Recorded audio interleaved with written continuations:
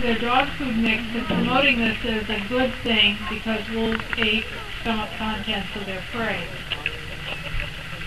Actually, wolves would have to be very hungry and not have anything else to do much of that. Which is not to say that they don't like any vegetable matter. Wolves often have a fondness if they get a chance to taste sweeter kinds of fruits and berries. You wouldn't normally expect to find a lot of wolves in apple orchards these days, but on Isle Royal, one of our national parks, it used to have a little mining and fishing industry before it was a park, and so people lived there on the island year-round, and somebody planted an apple orchard. Well, now the apple orchard is right by a campground, and a few years ago, I heard Rolf Peterson describing how the rangers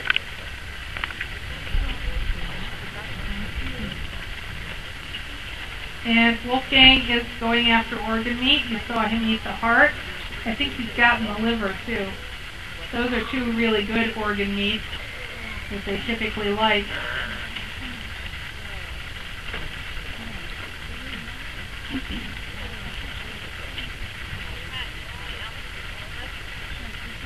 Oh, hush.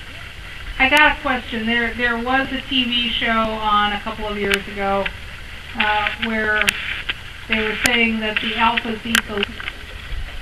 I know that most people don't really like hearing about different colors and textures of poop, so I'm going to continue to educate you about poop, but in a less offensive way, I hope. A lot of biologists are finding that they can learn really interesting things about animals by finding their poop and taking it back to the lab.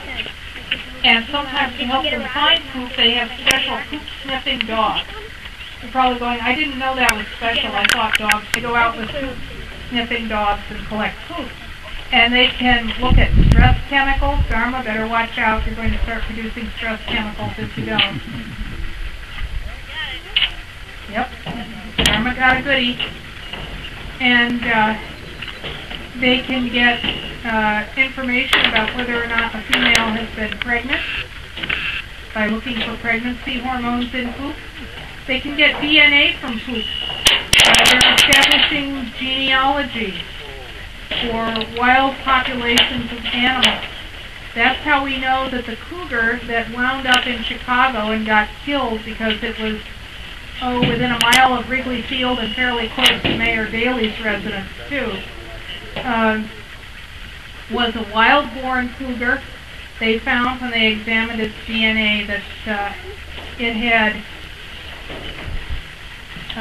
relatives up in Wisconsin where there is a wild population of cougars.